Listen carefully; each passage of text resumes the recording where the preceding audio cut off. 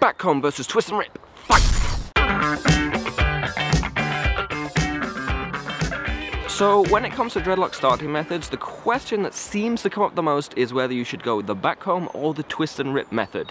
Now, of course, there are many other methods available. However, what I find is that most other methods are distinct and or unique enough that people know that they want to go with that method, or they know that they don't want to go with that method. For example, freeform neglect, the results are generally going to be so unique to that method that people know that that's what they want or don't want. When it comes to backcomb or twist and rip, the results are generally not so distinct between the two methods, and so it can be a lot more difficult to make that choice. In this video, I'm going to try and cover what I believe to be the main differences between these two methods, so if you do find yourself in a position where you have to make that choice, maybe this will simplify it. Hopefully it won't complicate it further. So, I'm not going to cover these two methods in exhaustive detail or demonstrate them. If you want to see that done or hear more about those methods, I got links in the description to where I've pretty much done exactly that thing before. Instead, what we're going to do is cover these two methods or face these two methods off against each other in the most general, stereotypical way. I'm not going to get too specific with them because results are going to vary from person to person, but in the most general overview way, these are what I believe to be the main differences between these two methods.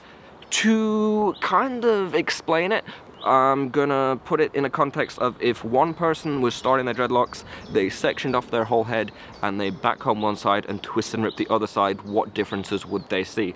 And so in that way you can kind of get an idea as to what the main differences between the choices are. Cool?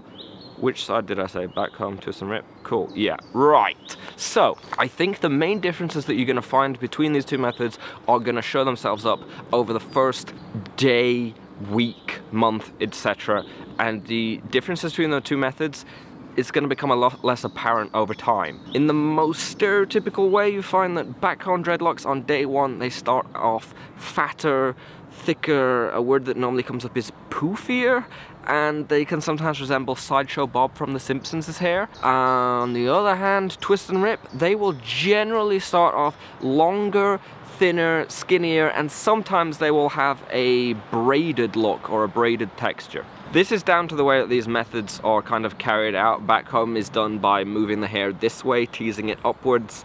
Twist and rip is done by sort of teasing the hair on the sides. So you end up with twist and rip dreads looking longer, skinnier, thinner, sometimes a little bit braided. Backcomb dreads looking shorter, fatter, puffier, fluffier. Cool? That, I think, is the main difference that you're going to experience. There are other minor differences at play, but I think that the main thing you will notice is that backcomb dreadlocks are going to start off shorter, fatter. Twist and rip dreadlocks are going to start out longer and thinner. This is basically the main thing that people seem to make their decision on. I think one of the main attractions for backcomb is that it is usually more reliable. Backcomb will work on longer hair as well as shorter hair. Twist and rip, you can twist and rip short hair if you're particularly good at it, but it's kind of better to use on longer lengths of hair. So the decision for a lot of people comes down to if they have long hair and they want to try and keep that length in their hair for a little bit longer, so start out with longer dreadlocks, they go with twist and rip. If they have short hair and they just want to make sure that the dreads stay locked up as strong as possible, because that's kind of a risk that you're taking with short hair, you go with backcomb. I think the main thing that you have to bear in mind with these two methods is that they are just starting methods. I think there's a lot of emphasis put on these as being backcomb dreadlocks or twist and rip dreadlocks, and that's sort of unnecessary, in that what these methods are for is for holding sections of hair together in a sort of knotted lump, a matted pattern across your head. That's all they're there for. Backcomb doesn't make finished dreadlocks, twist and rip doesn't make finished dreadlocks, it's just for holding sections together. Over time, those knotted sections, they're gonna lock up, mature, and form finished dreads. And if we refer back to our imaginary person that twist and rip one side and backcombed the other, you're gonna notice a difference at the very start. Twist and rip dreads are going to look different from backcomb dreads at the very start, but as time goes by, the differences are going to slowly dissipate. So your short, I don't remember what side we used, your short, fat backcomb dreads, they're going to stop being as fluffy and puffy, they're going to lock down, they might even gain a bit of length back. Your twist and rip dreads that started out longer and skinnier and braided looking, they're going to look less braided, they're going to shrink up, they're going to fatten out. And so once your dreadlocks have matured, your twist and rip dreads, they're going to have gone this way, your backcomb dreads are going to have gone this way, And even if you went so extreme as to backcomb one whole side of your head and twist and rip the other side of your head, once you reach 12, 18 months, once those dreadlocks are fully matured, you're not going to notice a obvious difference between backcomb or twist and rip dreads. And I think that's sort of the main point that I want to get across, in that I don't think too much emphasis should be put on this decision as to backcomb versus twist and rip, because it's just, you go with whatever you find to be the most reliable way to keep your dreadlock section together. Some people put a lot of emphasis in, oh, I want to go with twist and rip because I don't want my dreads to shrink up and get fat and puffy, but all you're doing there is kind of spreading out the time it takes for the dreadlocks to shrink. And some people instead go with backcomb because they want to get that shrinking out of the way all at once, but you can find that they loosen up and thin out again anyway, so it's not definite.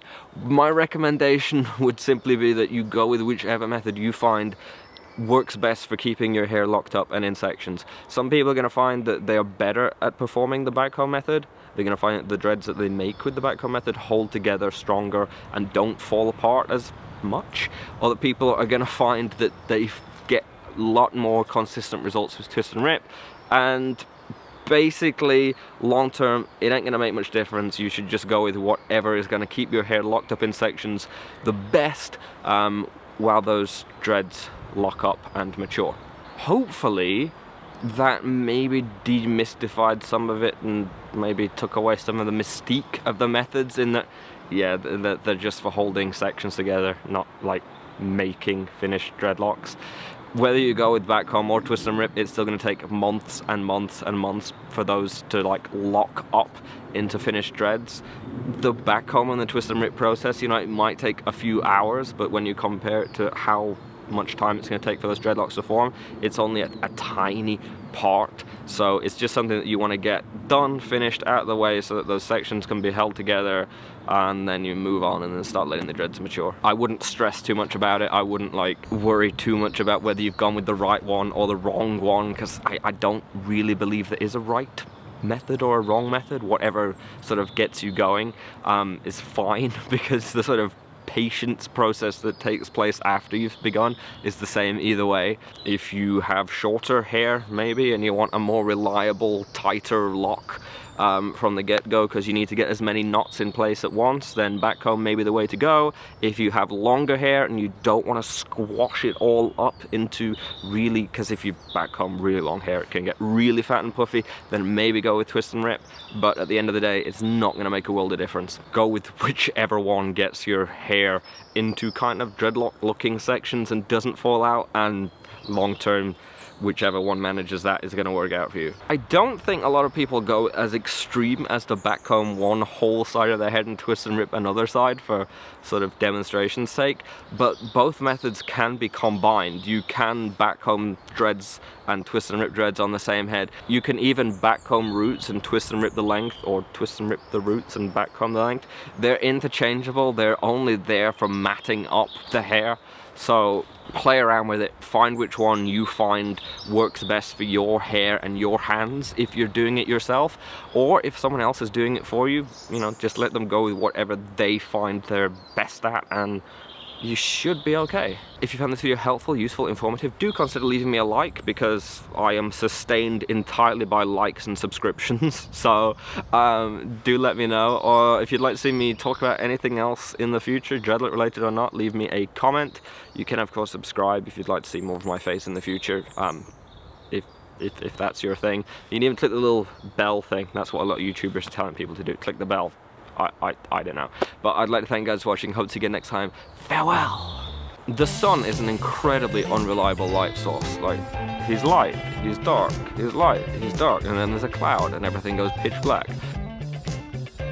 I am recording in the woods, so I'm quite secluded, but I am concerned that someone is going to walk past and be like, what is that guy doing? He's talking about hair to himself in the woods. Like, yeah, of course I am. Why not?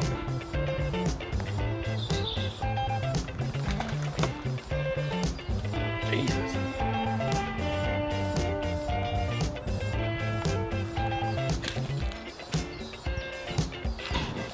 I'm literally talking to myself now. Son, you're doing me a concern.